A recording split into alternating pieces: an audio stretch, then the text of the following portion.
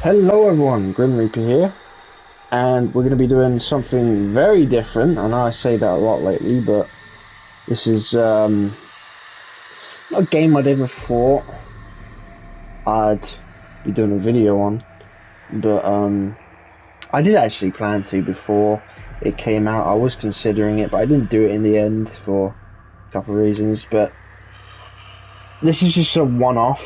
I'm not even going to be playing multiplayer matches. I'm going to be playing through this new mode they added called the museum mode.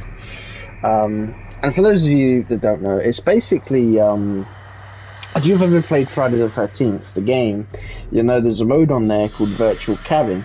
It's basically like that, but for Texas Chainsaw.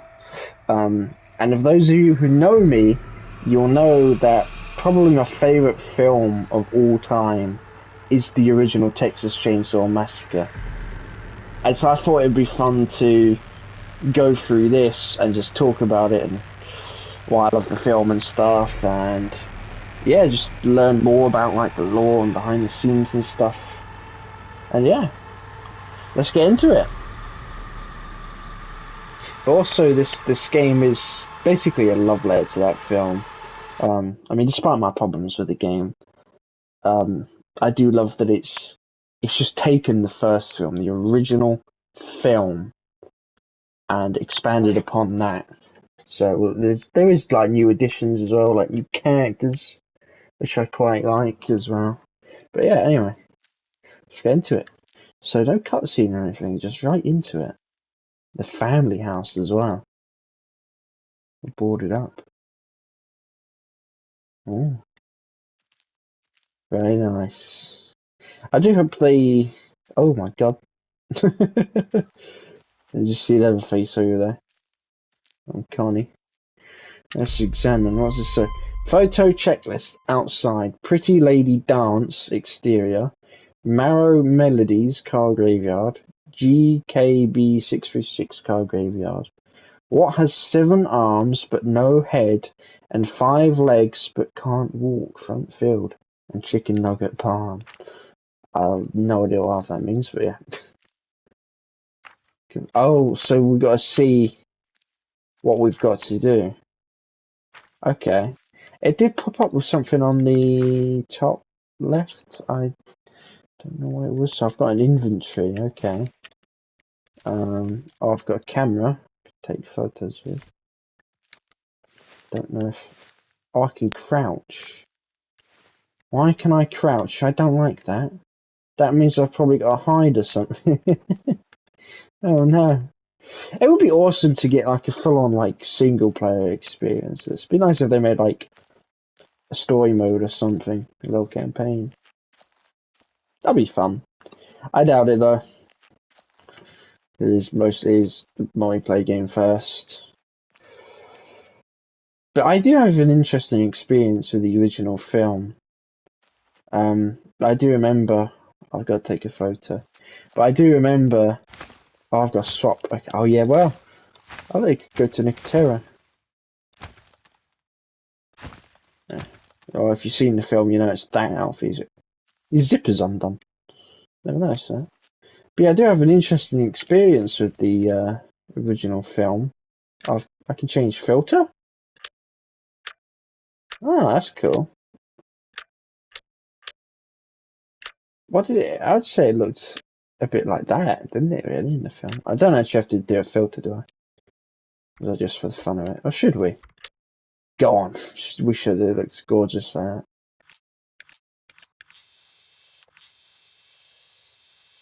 Oh, change the focus. But yeah, so my experience with the original film is I watched it for the first time like years ago, and like years and years ago. I actually didn't like it.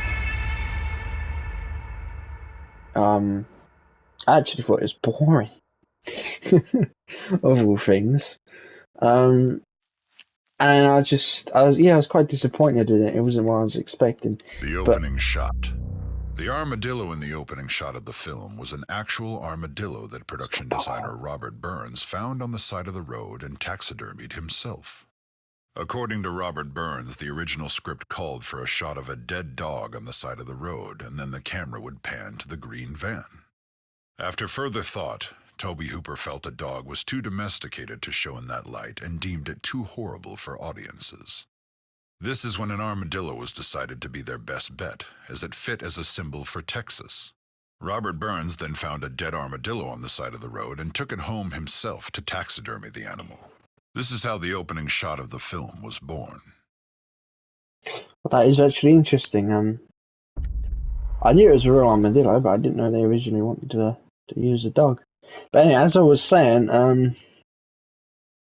when I rewatched the film years after, I actually ended up going, dude, what was I on about? This film is so fucking good. And I just grew such an appreciation for it. I've seen it so many times now since, and every time I rewatch it, I always pick up on the little things, and I sort of understand the film more. Behind the scenes and have a greater appreciation for it. The crew at Gun Interactive were able to recreate the film's opening shot of an armadillo. When executive producer Ismael Vicens and brand strategy lead Matthew Zepp started their long drive back from one of their production trips to Texas, they noticed a dead armadillo on the side of the road. They quickly pulled off to the side of the road, dodging traffic at highway speeds, and snapped as many pictures as they could. They knew that this was completely unsafe, but they just couldn't pass up on the opportunity to get this shot. That's crazy. That is crazy. But yeah, in my honest opinion, the original film's an absolute masterpiece. Which is quite different to what I used to think. Right, let's go. But I will say that, like, as well, one thing about this game is, like, graphically it is fucking gorgeous. And absolutely perfect in how they've captured it. Is there going to be something here? Oh, we can sprint. That does make things easier. Oh yeah, there is something here. Stop and turn. Gunnar Hansen's stop and turn move was an accident. The boots that Gunnar Hansen wore had 3-inch lifts to make him taller, though because of this, if he didn't stop suddenly and then turn, he would lose his balance and fall. The weight of the chainsaw also impacted his movements due to its sheer weight. So after falling on the first take, Gunnar stopped, turned, and one of Leatherface's signature moves was born. Kim Henkel would call it the Keystone move. The shot of his signature move was recreated in the unrated gameplay trailer of our game. I'm not actually sure what move they're talking about there. I'll have to see a clip of that. I actually don't quite know. I might have not ever picked up on that. That is interesting. It's nice to be able to just explore as well. Like, you can't really do that in multiplayer matches. You just don't get the bloody time to. But being able to actually explore and just see these environments they've created is amazing. I was actually quite excited for this when they announced it. I know most people probably just don't give a shit because it's like, yeah, it's not what people expect. But I actually really loved Virtual Cabin. So, is there anything over here? Don't think so.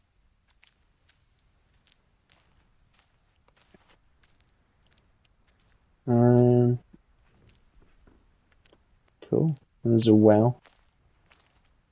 Oh, you can actually look down it. Well. Look at the house. Oh.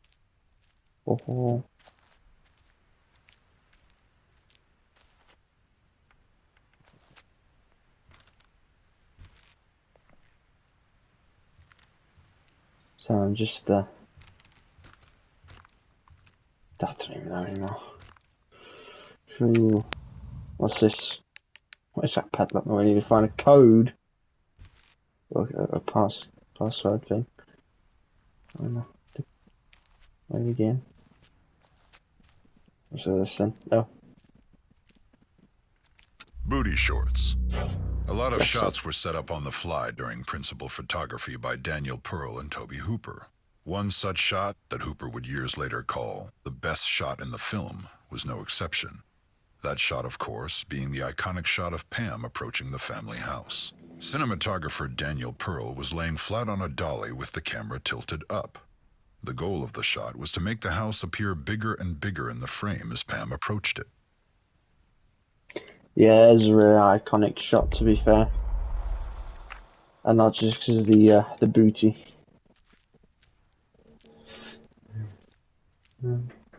Dear. I would love to go on like if I ever went to America or something, I'd love to go to, because you could go to the house. I think it's been moved though. What the shit? I think it's been moved though, and the gas station as well. You can go there. Escape hatch. When Sally, Marilyn Burns, escapes by jumping out the window, the glass was actually breakaway sugar glass, made by Bob Burns and Mary Church. In fact, Mary did the stunt of jumping out the window. A mattress and some empty boxes were placed outside the window for her to land on, but setting up the shot took a long time. With the humidity of the Texas summer, the breakaway glass began to dissolve. When I went through it, I was like a glass woman because now I had little particles stuck all over me because the stuff was wet, Mary said.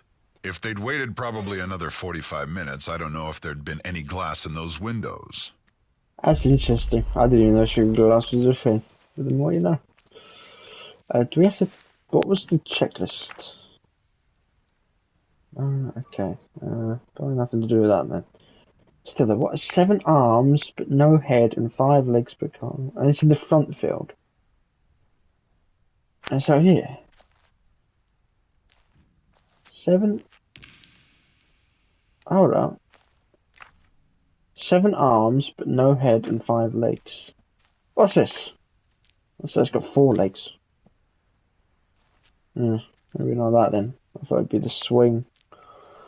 I don't know. That's actually tough one. Like the giant windmill thing. It's not actually called a windmill. It's got something else, isn't it? I forget what. Or am I just making shit up? I might just be making shit up at this point. I forgot we could sprint. We had to lock the barn due to some teammates trying to break in. If you forget the code, look at the cook's truck. Oh, okay. I can hear chicken nugget in there. I could do some chicken nuggets myself right now, that's what I'm saying.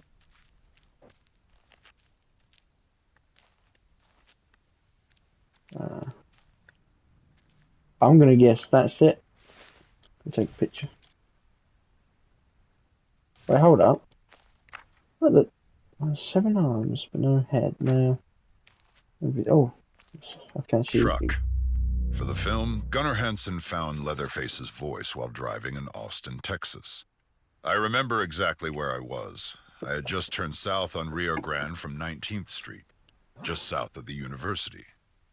In a once elegant neighborhood of multi-story houses slowly being transformed into funky offices for lawyers and architects, from somewhere deep inside, I let out a piercing, agonizing howl. A big howl. I had to stop the car. The hair was standing up on my neck and arms. An unpleasant tingle ran down my spine. I was frightened. I drove home and went to bed, pulling the covers over my head. I don't ever want to make that sound again. That's interesting. I know they did actually bring back Gunnar Hansen for one of the worst films I've ever seen in my life, the Texas Chain Saw 3D. He had a little cameo in that, didn't he, at the beginning, I believe. Wasted opportunity in that film. I did like the opening, where it's like right at the end of the first film, but yeah, the rest of that film was just hot steaming pile of crap. And I just realised I forgot the code. I was meant to look at the license plate. AF5468. I just got to remember the numbers. 5468. 5468. 5468.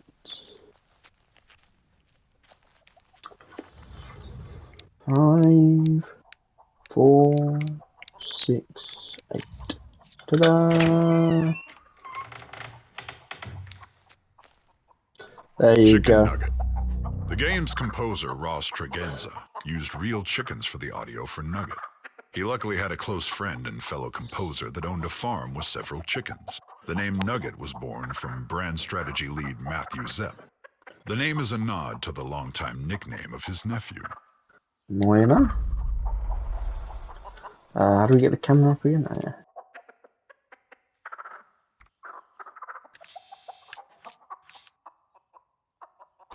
There you go, Nuggets.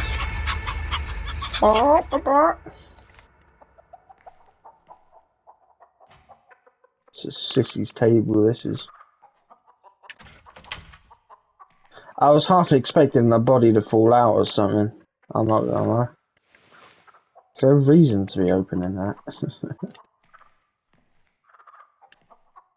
But we do turn very slowly, don't we?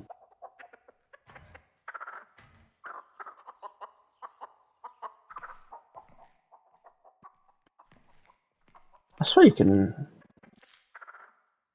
Am I going crazy? Does this look different in actual matches? I swear you, like... You can come through this bit.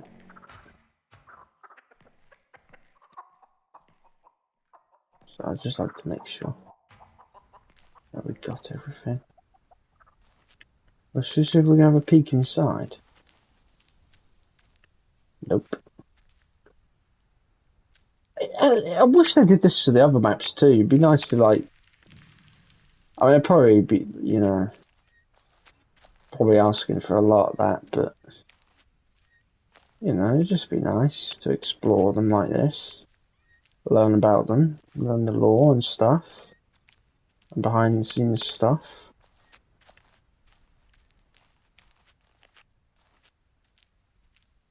Still trying to figure out, there's another truck there. Must be Cook's old one.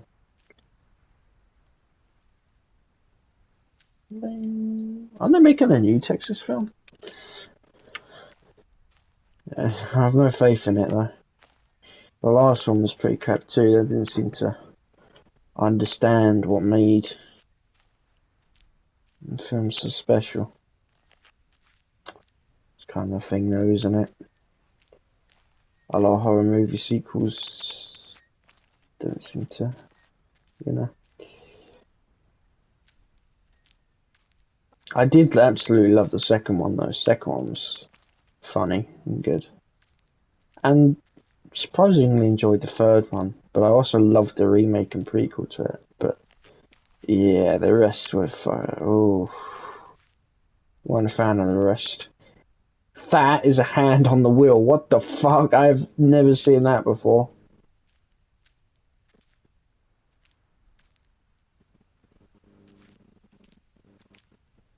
Oh, there's a barn. Another one. Oh.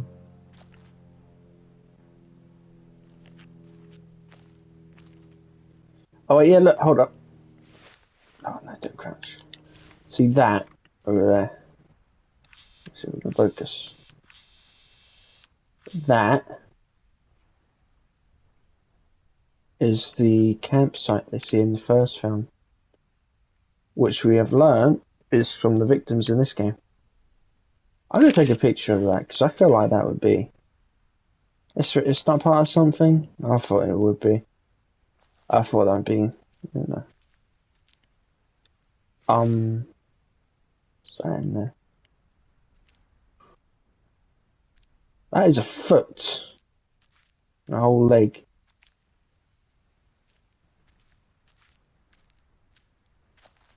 What was it I had to do here? Checklist. Marrow Melodies. Huh. Marrow Melody. And I think I've got to look for a license plate with that. Oh. Car radio. The song on the radio when the hitchhiker is picked up in the van is Roger Bartlett's Fool for a Blonde. Bartlett has said that Tobe Hooper chose the song because he thought the hitchhiker was a fool for Sally. Huh. There you go.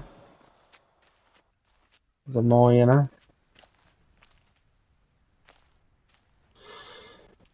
The more you know. What? That's not it. Wait a minute. That's 636. That's 685. Ah, do you know what? Well, 7 arms, but no head and 5 legs per car. Is this something there? Let's take a picture just in case. It was. Oh, it's Marrow Melodies. Oh, right. Yeah. I get you. Bone Charms. Because our bone marrow. Yeah. Clever. Funny. Ah.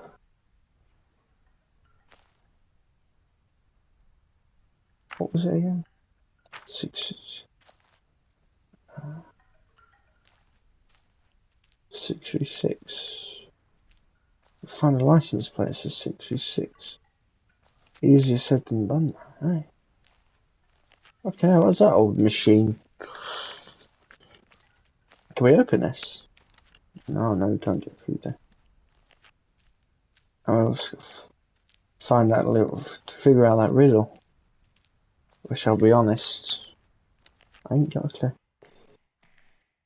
Fake hammer, real impact. Oh, God. The scenes in the movie with the sledgehammer seem real, and there's good reason for that. Though the prop master Bob Burns made a fake hammer with a foam rubber head, there were still complications. Leatherface actor Gunnar Hansen recalled hitting actor William Vail while filming Kirk's death scene. I was completely charged up on adrenaline, skittishly hopping back and forth as if I were speeding. So when Bill tripped and I stepped out of the shadows, I actually hit him in the face with the sledgehammer. Fake or not, it left its mark. In the pivotal dinner scene, actor Marilyn Burns, who played Sally, was actually struck and bled. I went to the bucket, said Burns, and then Grandpa hit me over the head with the other prop that was a piece of steel, a sledgehammer. That hurt. That wasn't fake. As Hansen noted, some of the blood in Sally's hair is actually Marilyn's. Yeah, I did actually, I do remember hearing about that. This is an interesting one. I can get a good look at these newspapers now. Do you think, they'll have anything important on them? Oh, they actually might.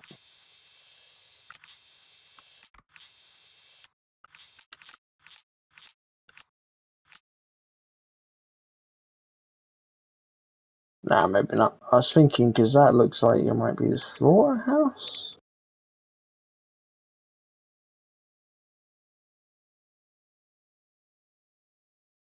Huh. Just trying to figure out what that could be. Just a little peek. I've always wondered. I'm a bit of a nosy nelly like that. So we've still got to find the... No, we're not in the car graveyard no more, so... Let's just go back and we'll have a look. So really, I thought it'd be like... a license plate on the floor. On the ground.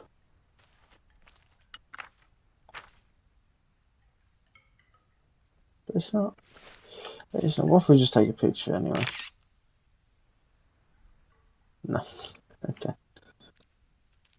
Okay. He's here. I wish we could turn a bit quicker. A lot of 685s. Oh, is that what I'm looking for? No, 636. I don't remember. No, that's not it.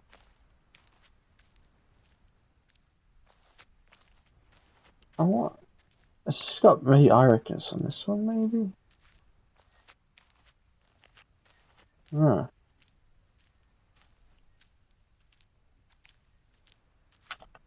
No. Some of these are missing some. Car. In one notable scene in the original film, the cook approaches the house and sees the hitchhiker. They have an altercation at the truck where the cook beats the hitchhiker with a broom handle and clearly shows off the relationship between the two characters. The reason that the scene works so well is that it's entirely real. Jim Sedow, the cook, was actually beating Ed Neal, the hitchhiker. That's funny, I didn't know that. But, I always love that scene. It's so funny. like when the hitchhiker slams the car door, you just keep slamming it, and he just blows a fucking raspberry in. So goofy. Never talk though. Ah, there you are. Oh, I didn't notice you're a little bit rusty.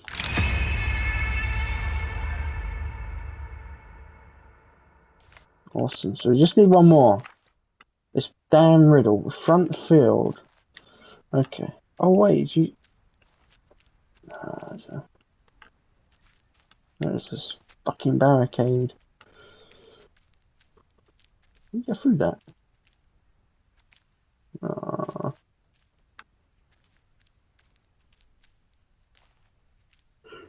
Sunflower fields.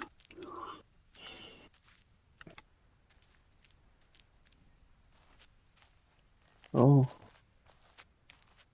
Seems that we can come around here. Oh, that's a bigger gap. Oh yeah, sure. Yeah, it's different. Yeah, they've actually changed up some of this. Because that's supposed to be a little crawl space, not an actual. That is interesting. Can we get in here? No, we can't. Okay. Yeah, you don't actually ever get to see inside there in the film. It's cool how they've taken like parts of the film and stuff that weren't really shown, and then they've sort of like, you know. So we gotta look for front field. My guess is this is driveway. Here? Oh, no, okay, right, yeah. Okay. Does this count as front field? It does. Oh, okay, well I think we've just found it. I think this is open. Oh. I'm gonna go out on a limb, pardon the pun, and say it's something to do with this. Oh, yeah. Hey there! Don't fucking scare me like that. Turning the checklist on the welcome door. That's kind of shook me a bit, I'm not gonna lie. Johnny, you motherfucker. Stamp checklist. 1973. Oh. Now what? Checking these. Well, now what? Oh, I'm guessing that's the code to this. That's the year the film is set in, I believe. 19. So I wonder what happened if you try this without doing that. I guess the real horror begins now, huh? Wait, the controller's vibrating. Oh no.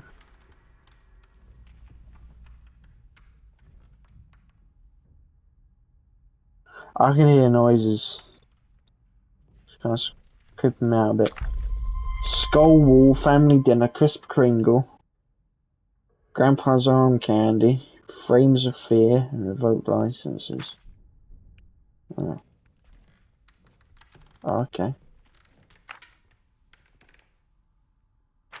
Skull Wall, you know what that looks like? A skull wall to me, matey. What's this got to say about it then? Oh, nothing.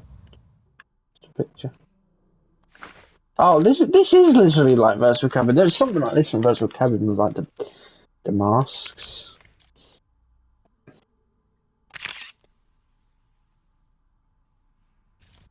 Oh, do I have to take a better pic? Oh no, I think I have to put. I think I have to get them first and then do the picture. Can we come down here? Oh. Blood spatter.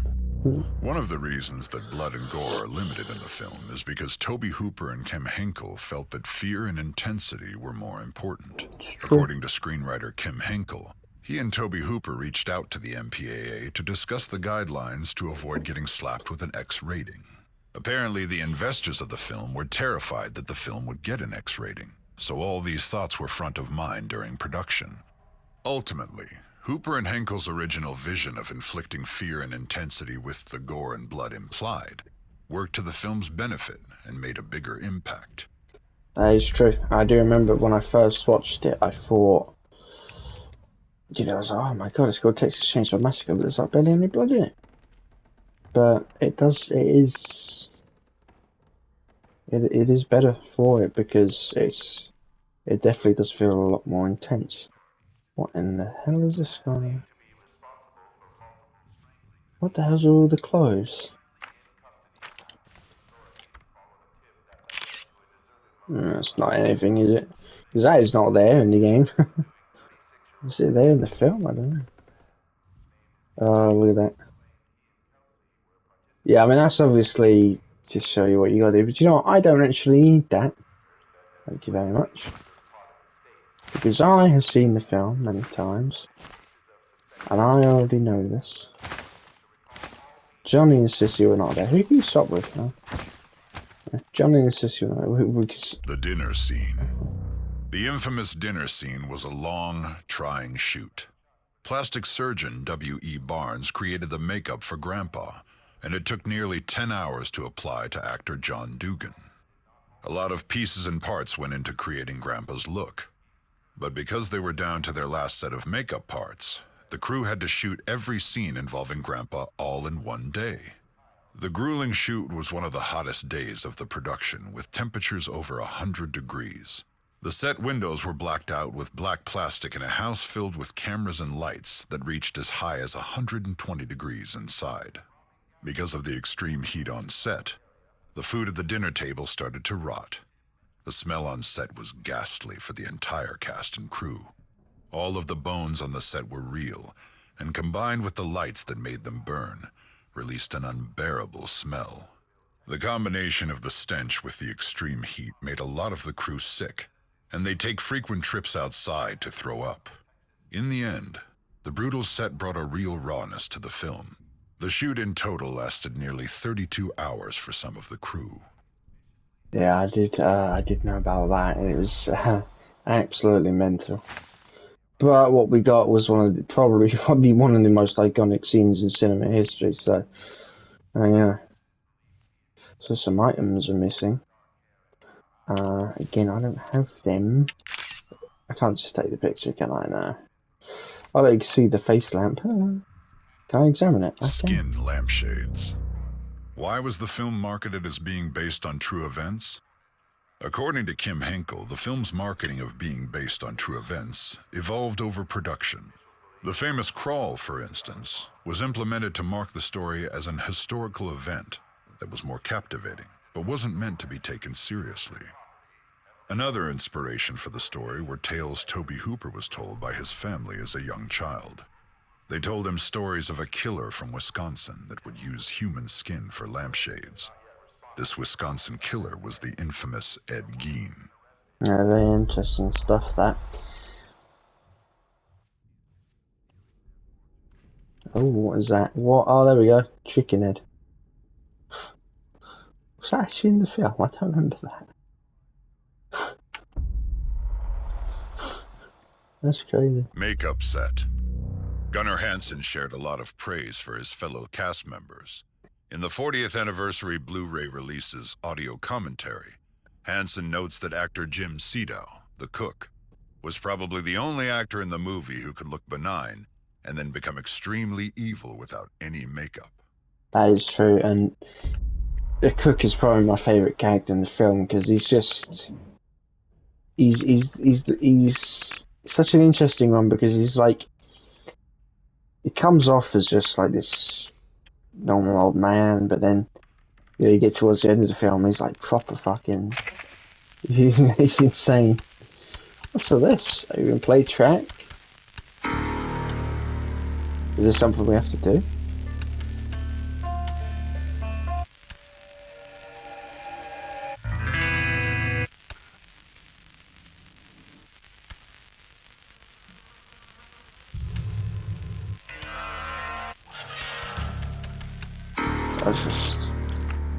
I don't know if a crisp. Oh, what is it? Unless it's bone room. I don't know if that's just like a puzzle I gotta do, or if that's just something for the fun of it. Just listen to the music as we explore. Hopefully it cycles Kim through. and Toby before Texas. Kim Henkel and Toby Hooper met during the filming of Hooper's 1969 film Eggshells. 4 years later, they would go on to create the production company Vortex Inc. and co-create the Texas Chain Saw Massacre. Another Texas Chainsaw actor was also part of the Eggshells cast. Alan Danziger, better known as Jerry to Chainsaw fans, co-starred in the earlier film. Didn't know that, to be fair.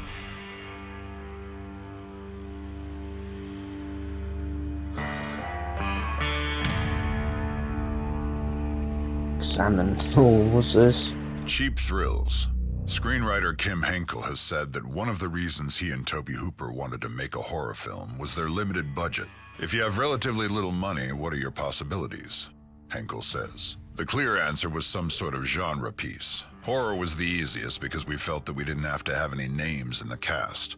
Production values weren't nearly so important as in some other realms, so it became the natural choice.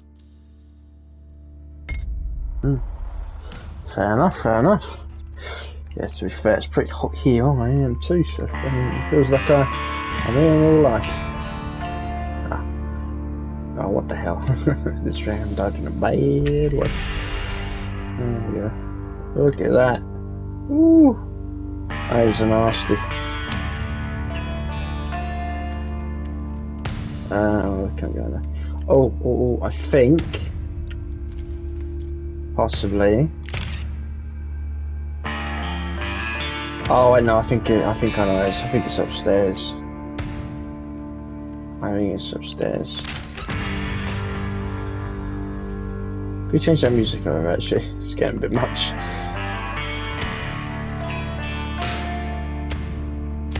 Actually, no. No, it could be on. It could be on. 2, 3, yeah. Alright, you can't examine that. That's missing some bits, isn't it?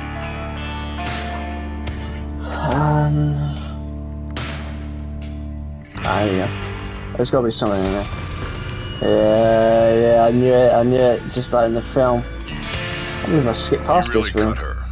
According to Gunnar Hansen, he really cut Marilyn Burns' finger in the infamous grandpa feeding scene. The prop knife, designed to pump out fake blood, wouldn't work after several takes. Finally, when no one was looking, Gunnar Hansen removed the tape from the knife that made it dull and really cut Marilyn's finger. Knowing this, that would mean that actor John Dugan, Grandpa, sucked on the actual blood of Marilyn Burns. That is disgusting, man. No, I didn't know that either. Fucking hell, that's mad.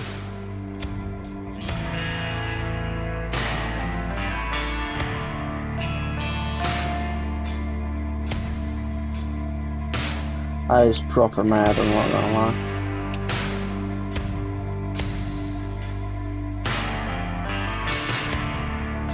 Friend of Leatherface. Since both of her parents were working on the film, 3-year-old Karina Nicolau was often on set and struck up a friendship with Leatherface actor Gunnar Hansen. He recalled their interactions. She had never liked my Leatherface mask. She was sitting with me one day while I waited for a shot setup.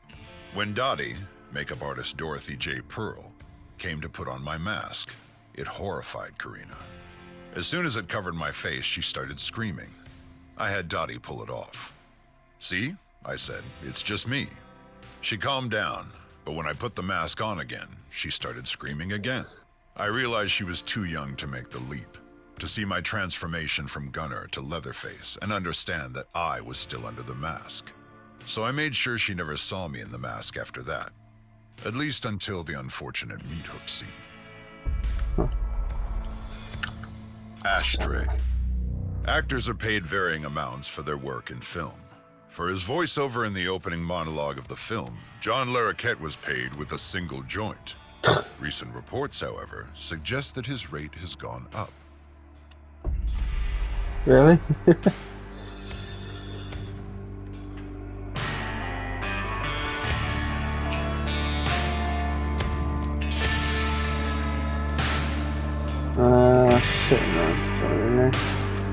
Living around. So I've actually got to turn that fucking music off.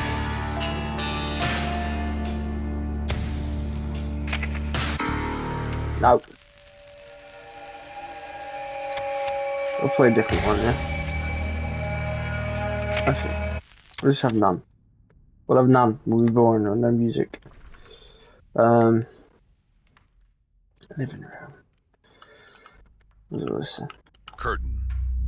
Alan Danziger played Jerry, the van driver in the film.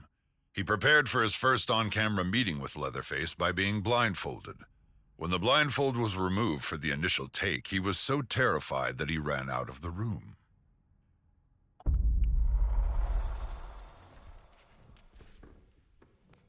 Damn.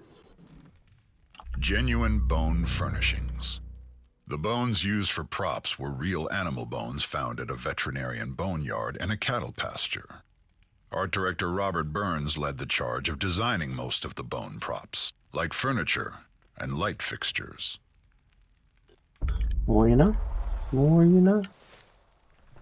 Oh my lord. Oh wait. Crisp Kringle. No. I'm gonna guess.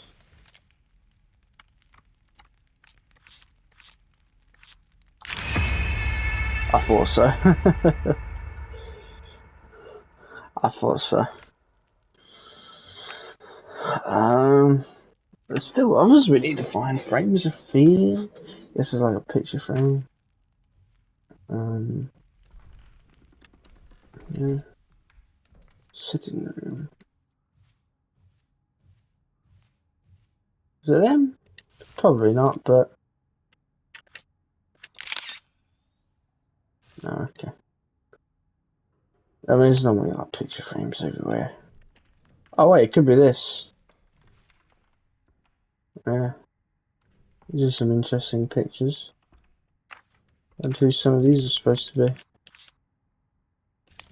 Oh shit. Okay then, I'll get mugged off.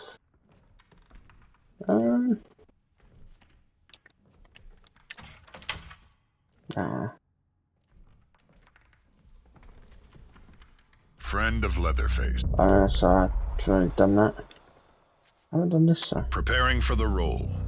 To prepare for the role of Leatherface, Gunnar Hansen went to Austin State School, which was a 95-acre residential and training facility for adults with developmental disabilities. He was there several days to pick up the residents' mannerisms and how they walked and talked. It was important to Gunnar to portray the character authentically, without making a mockery of those who suffer from developmental disabilities. I actually did know that one too.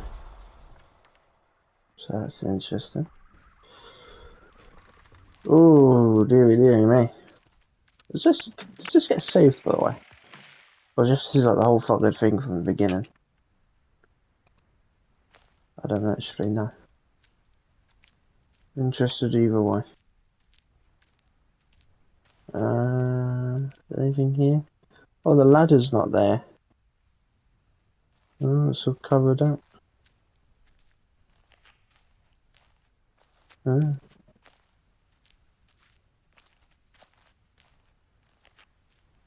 Okay. Okay then, okay. Let's go upstairs.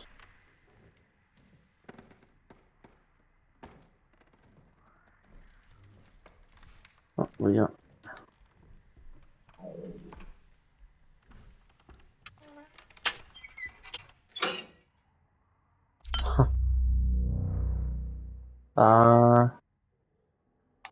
So 1939. Is there a reason for that?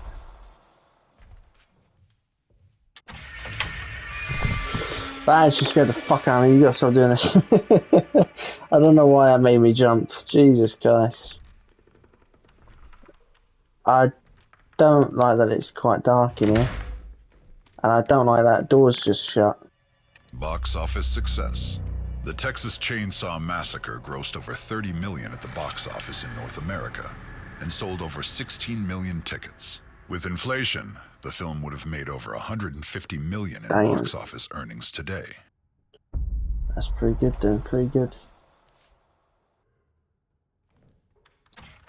So it's gonna fall out. Oh no, there's a skull. Let me pick that up. I need that.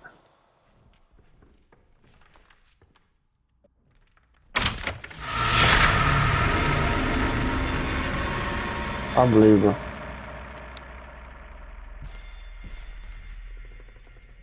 Spring of '73. Kim Henkel and Toby Hooper spent January and February of 1973 writing the script, but production moved on rather quickly after that. They were shooting the movie by summer of 1973. It's a gas station.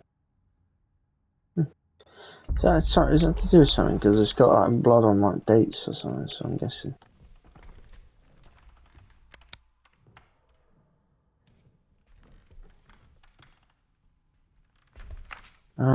There's still loads to do.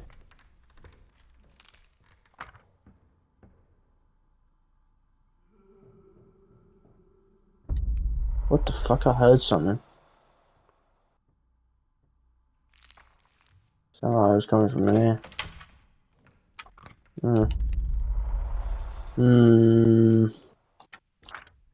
Another photo.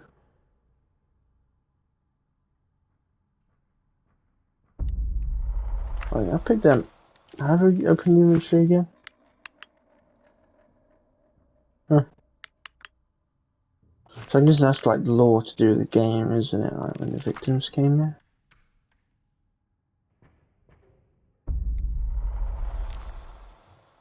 Like the game's victims. Oh. We've got to try and put it in order. Okay. Oh, it's all about Judy, isn't it?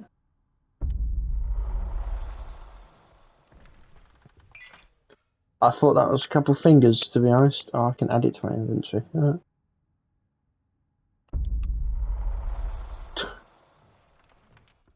No, it's definitely going to be a picture in there now. Hitchhiker's camera. The make and model of the Hitchhiker's camera is a Polaroid automatic 230 land camera. It was manufactured and distributed from 1967 to 1969. This camera previously belonged to Maria Flores. The hitchhiker stole it after she was stalked and kidnapped by Johnny. Well, you know. There's just something I've got to,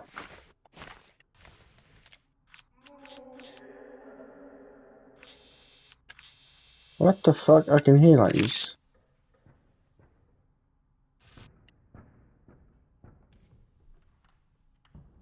I can hear what sounds like someone like fucking banging around and just fucking, you know, saying something. Some things going on. Do I have all the pictures? Okay.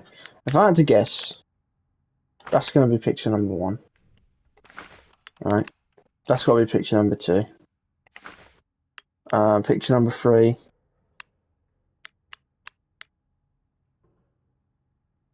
Maybe that one. And then, really, it would probably be the dinner scene last, is my guess. But, oh yes, dinner scene last. That was, boom. I guess, I don't know. Oh, there you go. Wait, oh, she's been turned into the middle. Ooh. Oh dear. There you go. Poor Julie. Unlucky. Those ambient noises are creeping me the fuck out, though, I'm not gonna lie. Right, so that is Grandpa's room, which is not this one, but it's the one after. But I'll have a look.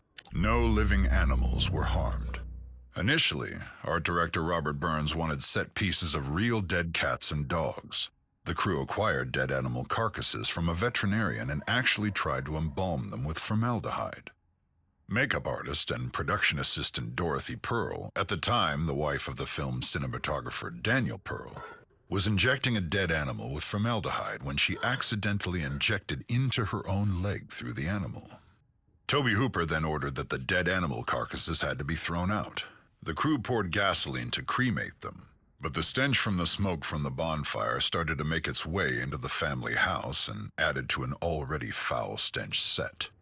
That is pretty mad.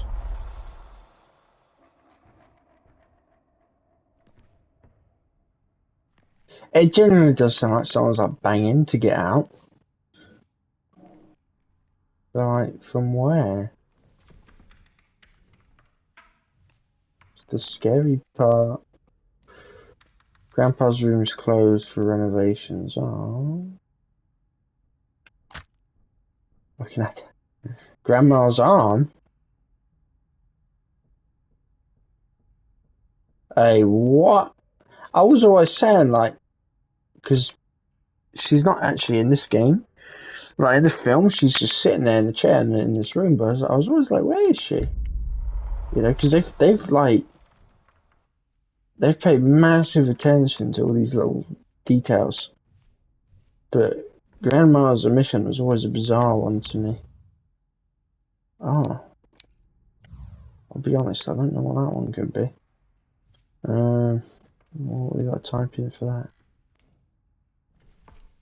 Hitchhiker's pocket knife. Ooh. This weapon is a nod to everyone's favorite unlikable character, Franklin, from the 1974 film. Oh, I liked Franklin. According to creative director Ronnie Hobbs and designer Rob Fox, they knew the likelihood of Franklin ever appearing in the video game was slim to none, so this was their way of including him as a small Easter egg. Sissy's straight razor. After Kim Henkel and creative director Ronnie Hobbs finished designing Sissy's look and backstory, the only question left was what type of weapon would she carry. According to Kim's secret catalog of character concepts, he always envisioned Sissy wielding some type of straight razor, a small, portable weapon that could stay hidden until just the right time. It's petite and deadly, just like Sissy. It fit her personality perfectly. So even though the hitchhiker carries it in the original 1974 film, it did in fact previously belong to Sissy. As far as what happened to her, or where Sissy is during the 1974 film, well, that's a story for another time. I've always wondered that. Like, because they've come up with these new characters, but where are they in the events of the film? Jim Seadow's toughest scene to get right was the broomstick clubbing at the gas station. Since the prop was an actual wooden broom handle, he was afraid of hurting his fellow actor in the scene. After several takes of it looking fake, Seadow really struck his fellow actor in the final take. It was an exhausting shoot for everyone, but Marilyn Burns had it as bad as anyone on set. She did several takes of diving through the doorway of the gas station, and each time she would land knee first on the hard concrete floor, so many times that the floor tore up and severely bruised her knees. Ouch. Fuck me, she went through hell trying to make that film then, didn't she? But at least we got an absolute masterpiece of a film. In the end. There's just one more room left up here. Actually, there's something there, which I've not checked. What the fuck? I wonder who that poor fucker was. Toby meets the cook. Director Toby Hooper offered the part of the old man, the cook, to Jim Seadow after they worked together in the 1971 film The Wind Splitter. They were both a part of the cast in said film. Hooper and Seadow weren't the only Texas Chain Saw Massacre alumni to work on The Wind Splitter. Ron Bozeman was the key grip, Kim Henkel was credited as the grip, and Sally Richardson was the assistant director. My, what's going to pop out of there? Nothing. Cook's place in. Add to inventory. Oh, what is this?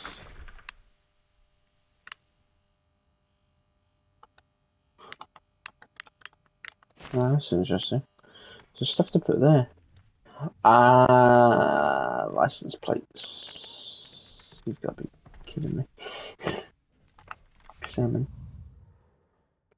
Oh, cook's room. What? Wait, what?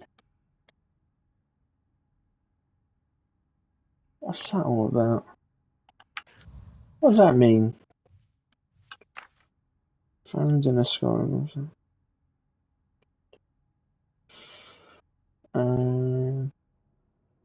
Revoked licenses. Yeah, I'll have to pick that one up. News of the day. Tobe Hooper wanted to parody the news reports of the day, which he considered televised lies, and so devised the opening voiceover, famously recited by actor John Larroquette. Oh, yeah. Right, there you go. Grab that one. Do you get Love Exploring or Cook's Room? Oh, there's another one there. Is that a woman? Alright, I don't. Family name. The family has gone by several surnames throughout the course of the franchise. However, their original surname is Slaughter. Though never spoken in the movie, it can be seen in faint letters on the sign above the gas station, W.E. Slaughter Barbecue. According to Gunnar Hansen, art director Bob Burns made the sign. He said that Toby and Kim were mighty proud of coming up with We Slaughter. That's pretty funny. Yeah. How do you know which one to put on? Could be any order. Which, if I had to go and guess, well, I don't know. It's to do with the map, obviously. That much I know, but I mean, like, I don't know. So in which order it would be. Let's try Arkansas first, and Tennessee. Oh wait, no, it literally shows you. Fuck's sake, I'm stupid. This would be Arkansas. This would be Tennessee. This would be okay. This one would be wait what? Oh, I'm missing one. I'm actually missing one. I'm missing a plate. Louisiana would be the bottom. You know, from Mississippi.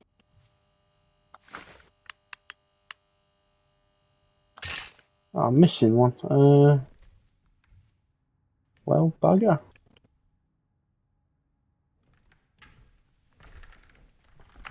Am I? Oh shit, pressing all the wrong things. Am I really missing one? Yeah, I am really missing one. How might it be, I wonder? I could have sworn I picked up 4, but apparently not. Oh wait. Yeah, look, because the letters are highlighted, so it'd probably spell out meat is my guess.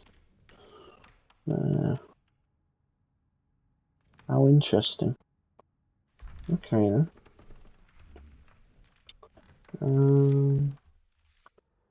The way it would be.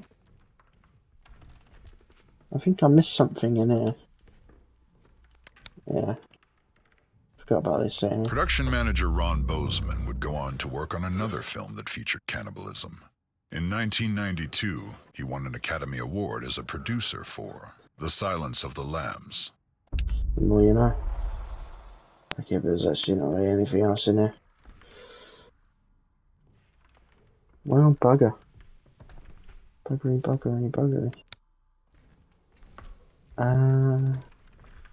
Wonder what the last license plate could be then. Man doesn't know.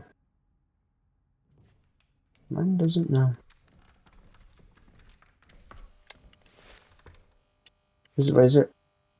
Oh yeah, there is a reason for that. It just lights up the letters, doesn't it? Toby meets the cook. Which is probably the password to Thingy's rooms. Oh, this is right fucking there. I'm blind. What an idiot! I'm blind. Ta-da! We can take a photo. There we go. Bit more to do.